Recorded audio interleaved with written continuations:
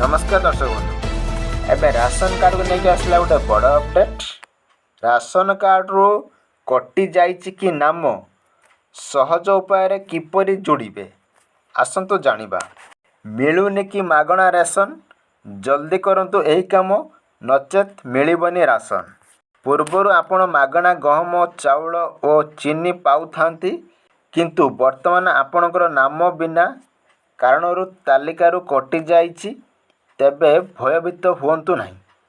आसंतु जानिबा किछि स्टेप जहा साहाय्य रे आपणक नाम को जोड़ी पारिबो। खाद्य जोगाण विभाग समय समय रे राशन कार्ड रो तालिका अपडेट करे। एपरी परिस्थिति रे जदि आपणकर नाम डिलीट होई जाइछि तेबे आपणक राशन डीलर आपणकु एहा विषय रे जणाइबे।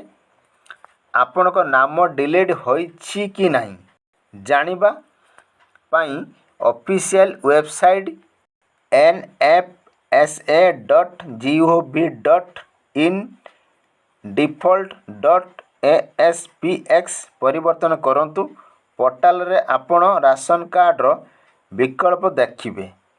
पोर्टाल रे आपण को राज्य और पोर्टाल रे थिबा राशन कार्ड विवरणी उपरे क्लिक करबा को पड़िबो।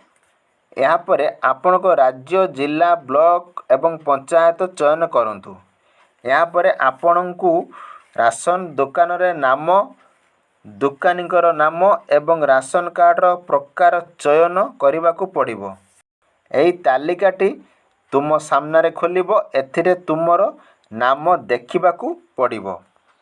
जदि तुमर नाम सेठारे नाही तेबे या स्पष्ट जे तुमर नाम काटी दिया जाइछि।